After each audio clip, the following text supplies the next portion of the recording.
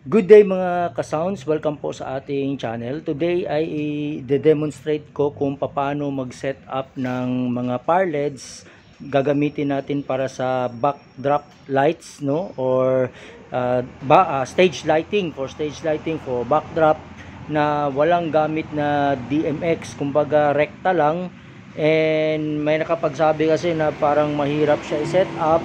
Kung mayroon bang paraan na paano ito mapadali kasi wala ngang DMX. So ang iniisip kasi nila na isa-isa nilang i-set up yung mga power lights or power LED lights para mapagana ito ng sabay. So sa ganitong pamamaraan na ituturo ko sa inyo, na natutunan ko lang din, na gusto kong i-share, is isang setting lang ang gagawin, tas lahat magko-command na, kumbaga naka follow command na sila. Sa isang power LED lang tayo mag-set up, tapos yung mga series of power LED lights ay magko-command na. So yan nga pala yung ating ginawang tour case na sa ating power LED, na i-upload ko na rin yan kung gusto niyo mapanood kung paano ko ginawa, na napakasimple lang at napakamura. So check nyo na lang yung aking mga videos.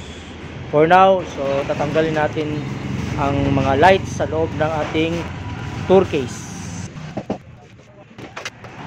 So bali ito yung ating gamit na power LED LP001H+.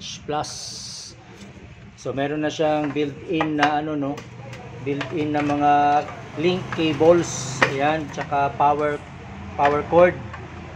Built-in na po yan. Pwede nyo na pagdugtungin. Ito yung advantage ng ganitong klaseng power LED, is less cables na, kasi naka-built-in na siya lahat. So ang gagawin na lang natin is isi-series connection natin tong mga power LEDs na ito. So bale sa demonstration na gagawin natin for today's video is 4 na power LED lang, at makikita na rin natin sa 4 na power LED pa lang kung gaano kahaba ang kaya niyang abutin, no? So para at least may idea kayo sa actual na setup, sa backdrop setup, kung itong mga link cables na ito kung gaano siya kalayo na aabutin. Yung power cord may haba siya na 32 inches, no? Mahaba-haba rin. And yung DMX link cables niya may haba naman siya na 35 inches. So mahaba. Yan. So i-link natin siya lahat, itong 4 na ito. So ayan, nakalink na sila lahat, no, yung power cord. Yung power cord lang muna yung nilink ko. And then nakasaksak na sila. Kita nyo naman, isang saksakan lang, kumbaga isang extension wire lang, tapos nakalink lahat yung power cord. So yan po yung advantage ng naka-built-in na link cable yung mga DMX nyo, na power cord tsaka DMX, especially sa power cord, kasi isang extension wire na lang ang kailangan, tapos lahat naka-link na, tulad niya, no, naka-link yan, no. Kasi pag walang link cable yung mga power cord, so it's either dalawang extension wire ang ipapatakbo mo dito, kasi mamaya magkakalayo na yan sila. So hindi na, kukulangin na yung extension cord. So ang una natin gagawin, para nga sa paano i-set up na walang DMX, so hindi mo na kailangan pa isa-isa silang isi-set up. Halimbawa kulay green, so isi-set up mo to kulay green, isi-set up mo to kulay green, kulay green, kulay green. So hindi na pa isa-isa, para hindi tayo mahirapan. Isa na lang, yung isang power LED na lang ang isi-set up natin, tapos naka-link na yan lahat, naka-command. So para mangyari yun, ang dapat lang nating gawin is isi-set natin lahat sa D001. Ayan, kung nakikita nyo, nakaset yan D001. Lahat yan sila naka D001, D001, D001. So kahit ilang power LED pa yan, kahit 8, 10 or 16 na power LEDs yan, basta lahat yan naka D001. Tapos sa unang power LED, ito lang ang isi-set natin. Like halimbawa, gusto natin pakulayin ng color blue. no?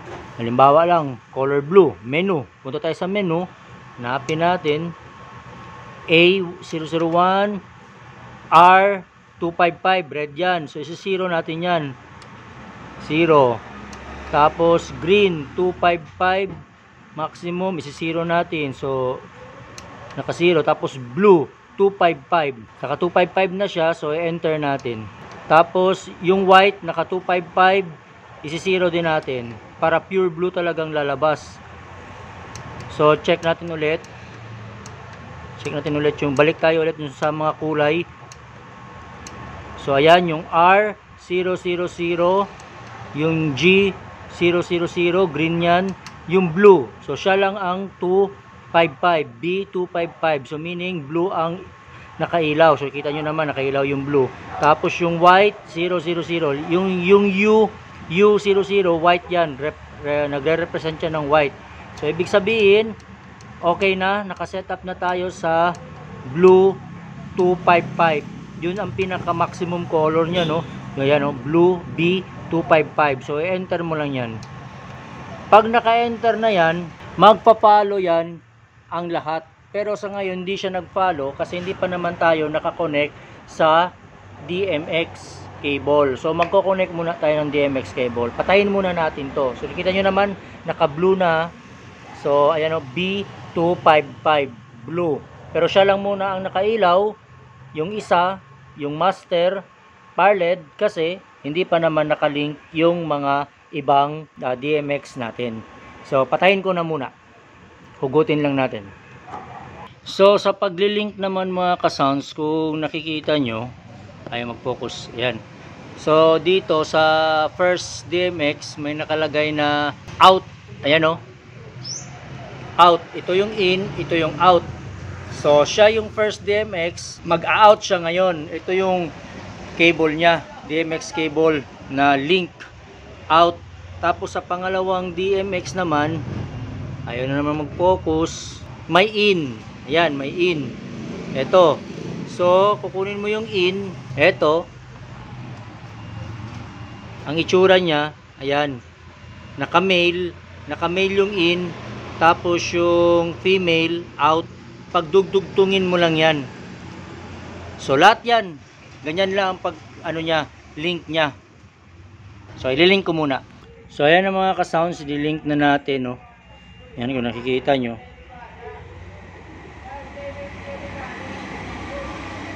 So yan, nakalink. So sunod-sunod na yan pati sa ibang mga parleds. So magkasunod na yan lahat. Ito naman yung out niya, saka yung pangatlong parled, yung in. So yan, o.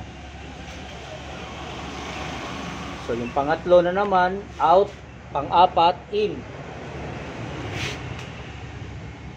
To. So yan, nakadugtong na lahat. So yan, kung napapansin nyo, nakalink na sila. Yan. Eto, nakalink na lahat. So apat nakalink. So kung naalala nyo kanina, ito lang yung sinet natin na kulay blue. Yung isa lang. Yung the rest, itong tatlo, hindi natin sinet ng kulay blue. Ang sinet lang natin dyan is naka D001.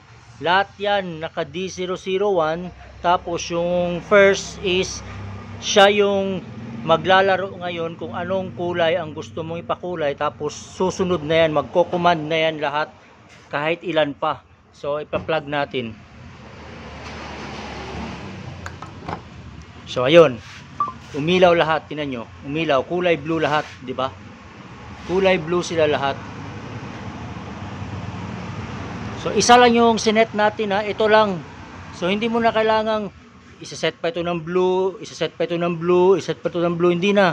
Basta't naka D001 lahat yan. Tapos yung first na parled, dun ka lang magsisetting ng kung anong kulay ang gusto mo, tas lahat yan magko-command. Kahit ilang parled pa yan, na kahit 20 parleds pa yan. So halimbawa, patunayan natin, gusto natin gawing green. So naka blue ito, ha, B255. So isi-zero mo yan. Yan, naka 0. Tapos hanapin mo yung ito white, ito U00. Kunyari white na lang muna. Lagay mo sa 255. Tapos isa-save mo. Nag-save. O tingnan mo nangyari. Nag-white sila lahat. So naka-save yan ha, nag-white lahat. Ngayon, hugutin ko. Sasaksak ko ulit. O, white pa rin sila lahat. Kasi nag-save naman tayo. Ayan o, U. Yung U, ibig sabihin white yan.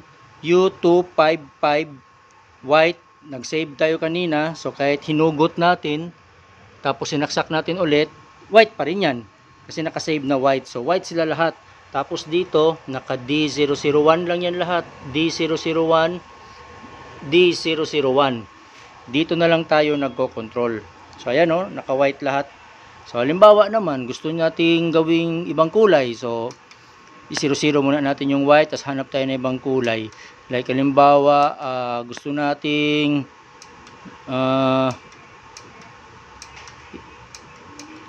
red. So ang red, lalagay natin sa 255 na number para yan yung full niya 2555. Pwede mo rin yung bawasan kung ayaw mo nang masyadong malakas yung pagka-red niya. Pwede mo yung bawasan. Yan halimbawa, 25, 214, 46, 40, 217. So hindi masyadong maliwanag yan. Pwede mo yung bawasan 200, 202. Hindi lang masyadong kita kasi maliwanag, no, kung nabawasan man o hindi. Basta pwede mong bawasan yung brightness. 199 na. So habang pababa ang number, so bababa siya ng Pero kung gusto mong laksan ulit yan, yung full niya, yung full brightness is 255 yung full brightness niya. Ayan, dali. 255. Ayan, 255. Full brightness niya yan. So enter mo lang. So na-save na, red. So red din lahat yan. So kahit pa i-off mo yan, yan, naka-off na. Saksak mo ulit. So red pa rin lahat yan. Kasi naka-save na. So ganyan lang yung pag-set up ng mga parleds para gamitin yung backdrop halimbawa tapos walang DMX. So ganyan lang yung pag-set up. Ganyan ako mag-setup ng backdrop, hindi ko na nilalagyan ng DMX controller. So ganyan lang, tapos pili na lang ako kung anong ilaw o kulay pala na gusto kong ipalabas. So nasa sa inyo, pwede mag-combination, pwede mag-changing color. Basta dito lang sa naunang parled, dyan lang kayong mag-set up, dyan lang kayo maglalaro ng mga kulay kung anong gusto nyo ipakulay, tapos i-save nyo, lahat na yan magko-command. Susunod na yan lahat, kahit ilang mga ilaw pa yan. So yan ang mga ka-sounds no, na i-set up na natin yung distance. Halimbawa lang yan. So ito yung normal distance kapag nagsa-set up tayo ng backdrop. So kita nyo naman kung gaano kahaba yung mga built-in na link cables, DMX link cables, tsaka power cord na link cables. So napakaganda talaga ng LP001H Plus ng Big Dipper, no, kasi makakatipid ka sa extension wire. So kita nyo naman halimbawa ito yung extension wire natin. So dito lang tayo magsasaksak, isang extension wire lang. Tapos spread nyo lang, paghiwa-hiwalayin nyo na nakalink yan bawat isa. So tingnan nyo yung distance ha. So ganito naman tayo sa actual na event magsiset up. Kapag walang built-in na power cord yan, manyari is may isa pa ditong extension wire. From doon, mag-extension wire ka dito, tapos extension wire ka rin dito. So very hassle, no? Whereas sa ganitong pamamaraan, nakalink sila lahat to, yung power cord nya, tsaka yung DMX cable nakalink din. So sa pagliligpit is hindi ka na mahihirapan sa mga DMX cables mo kasi built-in na siya, isang ligpitan na lang, very convenient. Kapag niligpit mo na yung parled, automatic nandyan na rin yung DMX, nakaligpit na rin. And also malaking tulong yun kasi iwas limot. So minsan kasi nakalimutan ko yung DMX sa cable, so ito naka-built-in na. So ayan, no, ipapakita muna natin kung yung distance. So nasa sa inyo yan, pwede mo yang ipaglapit ng konti, depende sa event no na pag sa set-upan mo, pwedeng magkalapit or pwedeng magkahiwalay. Ito, hiniwalay ko lang, pinapakita ko lang kung gaano siya kalayo na pwede ipaghiwalay. So meaning, pwede mo rin yang iurong, ilapit, ganon.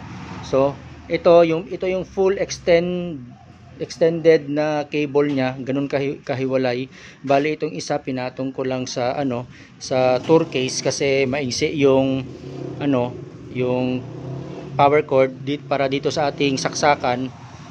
So para hindi nakukuha ng extension wire, pinatong ko na lang siya para maging malapit siya. Tapos in-extend ko ng todo yung mga link cables. So ganyan yung distance niya, no. Yan. So ang layo, 'di ba? So napakaganda, napaka-convenient hanggang dito. Hanggang dito siya, oh. Imagine mo hanggang dito. Kung gaano kalayo 'yan. Malayo na 'yan. So as I've said, pwede mong iurong-urong 'yan na magkadikit-dikit depende sa actual setup na, no. So ito for demonstration purpose lang para makita nyo lang talaga kung gaano ka layo aabutin kapag na na link na sila, nagkadikit-dikit na. So nakikita nyo, very convenient, walang extension wire akong ginamit, isa lang, doon lang sa pangunahin, sa first, and then magkakasunod na yan sila. So yan ang beauty o kagandahan ng LP001 H Plus ng Big Dipper Power LED. So meron na siyang built-in na link cable. So ngayon ipapailaw natin. So yan, saksak natin.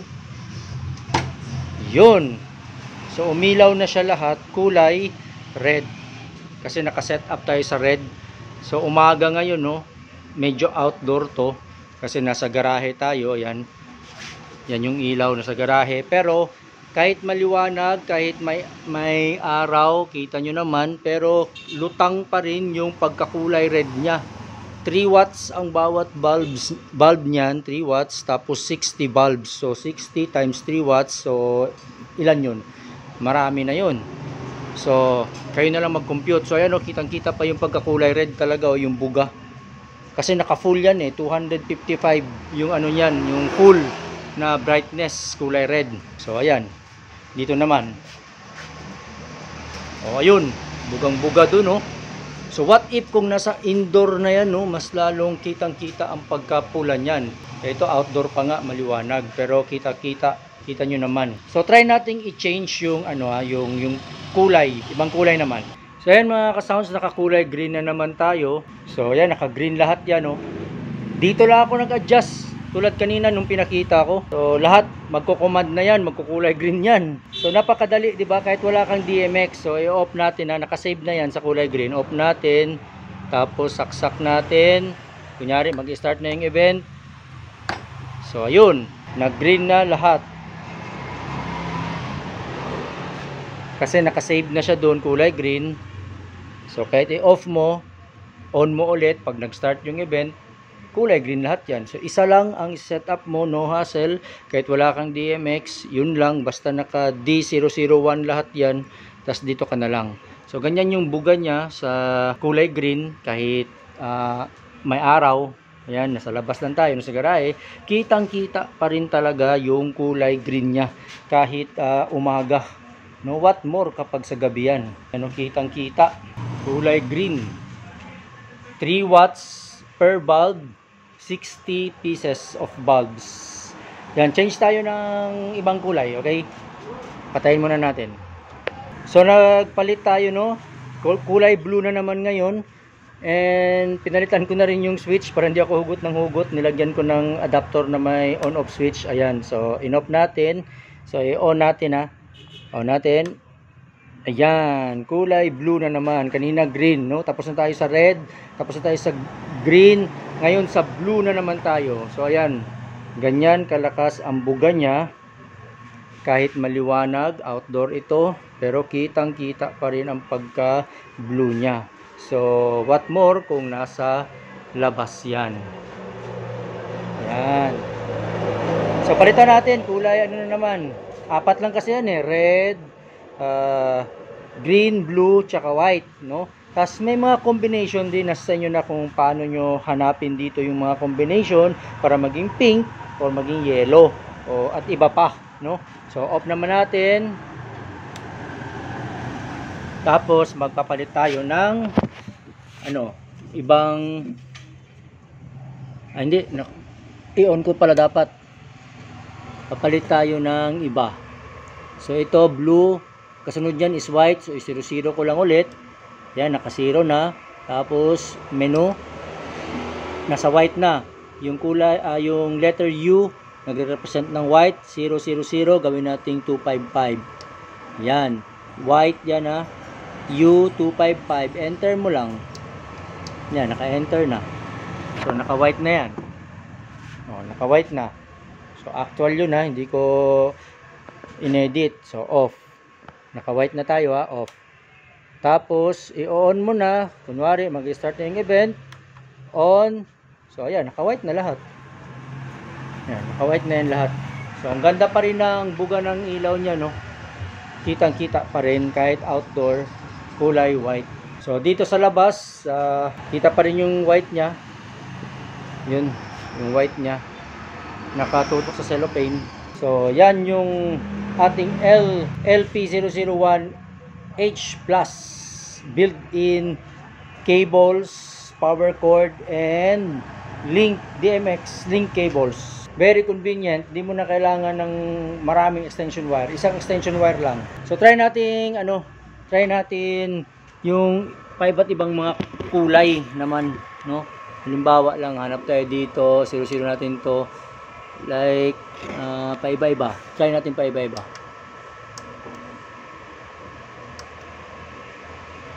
Ayun, changing color. Changing color yan, enter lang natin. Naka-save, kita nyo naman. Nag-changing color na. Tapos off natin. Pagka-off niya, i-on mo. Ayan, magkasunod na. Magkasunod na sabay-sabay parehas ang kulay. O, ayan o. Pag nag-blue sila lahat. Ayan, kita nyo sa reflection, di ba? O, red, green, yellow, violet, white, green, blue, yellow. Nag-iba-iba, di ba? Sabay sila lahat parehas. Kasi naka-command na yan dun sa master. Kung ano yung nakaset sa master, naka-command lahat yan. Na pare-parehas ang kulay. Tsaka ang kagandahan din dito is napakalakas ng fan, no? Naririnig mo talaga yung fan, no? Oo, naririnig nyo. Yan, napakalakas ng fan to prevent from heating sa pagka-overheat, no? Ang lakas ng buga ng electric fan niya. So, very nice. LP001H Plus. So ngayon mga ka-sounds, paano kapag meron kang ibang brand, hindi Big Dipper LP001? Halimbawa, meron ako ditong Jojen. Jojen ang brand nito eh. Ito yung mga luma ko dati. Isa sa mga luma ko. So pwede ba silang pagdugtungin tapos magkakasabay? Sa nakita ko sa mga ibang videos, pwede naman, no, nagkakasabay. Pero dito sa model na ito na Jojen, kahit anong gawin ko, eksperimento, nagtanong na rin ako sa mga ibang may mga alam sa mga light setup, kahit sila naguluhan bakit hindi pwede ipagsabay na nakalink na susunod siya, itong ibang brand, susunod siya sa command na ibibigay ng master power LED natin na nandun sa unahan. So dito hindi siya pwedeng sumunod kahit ayan o, nakaset yan sa D001 tapos naglink din tayo, hindi siya sumusunod. Katunayan, hindi nga umilaw, di ba? Naka D001 yan, tapos nakalink, kita nyo naman, umiilaw lahat, magkakaparehas, ayan, white, yellow. Pero dito, hindi siya umilaw. Pero nakalink siya, yung power cord niya. So kahit pa ililink mo din yung DMX niya, halimbawa, ililink ko rin. Ayan, nakalink na. So ayaw pa rin niya. Ano? Dali, ugutin natin. Hindi maganda yung pagkasaksak. Ayan. Kita nyo naman nakalink na galing dyan sa last na LP001, tapos nag-connect tayo itong yellow cable DMX, naka-in. Wala pa rin, hindi siya gumana. Pero naka-on yan ha. Wala. Pero ito, gumagana.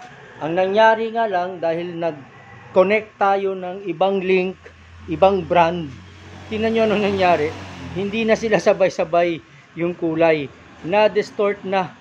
Ito, nag-red, green. Ito, nag-green. Steady na lang siya green. Yan o. Oh, steady green. Tapos ito, nag-iiba. Ito rin, nag-iiba. Pero, hindi na magkasabay. Tulad din doon, nag-iiba. Pero hindi magkasabay. Tapos yung kinonect natin na ibang brand, hindi rin siya gumana. No? So, ang gagawin natin is, tatanggalin natin ulit. Tatanggalin natin to, yung link cable. Yan. So, bumalik siya ulit. Magkakasabay na ulit yung kulay na buga. So, yan. Magkasabay na ulit yung buga ng mga kulay nila. Yan, oh. Kita nyo naman, di ba? Tinanggal na natin yung pagkakalink ng ibang brand. So, parehas na ulit yung kulay nila na buga. So, ngayon mga ka-sounds, ang tanong, hindi na ba pwedeng gamitin yung mga luma nating par LED na ibang brand para sumabay doon sa ating LP001? Pwede pa naman. Kaya lang, ang gagawin natin is hindi na ito sasabay sa command. Isiset mo siya ng special setting na siya lang mag-isa. Pero nakasaksak pa rin siya, nakalink pa rin siya dito. So ang gagawin mo na lang, pwedeng ito panghuli. Pwedeng panghuli siya, tulad halimbawa, 4 yung sinetap natin na LP001 H+. So ang panglima, eto, kita nyo naman puti. So siya yung panghuli. Pero ang gagawin nyo, dahil hindi nga siya sumasama sa command, kahit naka D001 siya, isiset mo siya ng separate. Halimbawa, ano bang kulay na sinet nyo? Kulay red. So dito, magre-red din kayo. Hanapin nyo yung red, press menu. Ayan, green, 00, bebe, red. Ayan, 00. Tapos, pindutin nyo lang yung 255. Tapos, save. Save nyo. So, ayan, naka-red na siya. Para patunayan natin, nasasama yan, i-off natin. I-off natin dito. So, pagka-off, ayan, nag-off. Tingnan natin. So, malamang nag-off din yung dulo. 'Di ba? Ayun yung ibang brand, yung Jogen. Ito, LP001 lahat ng Big Dipper. Ngayon, i-on natin. So, dapat magre-red din yung nasa dulo ha, yung ibang brand. So, ayan. Red na. Red na sila lahat. Red, red, red din yung nasa dulo.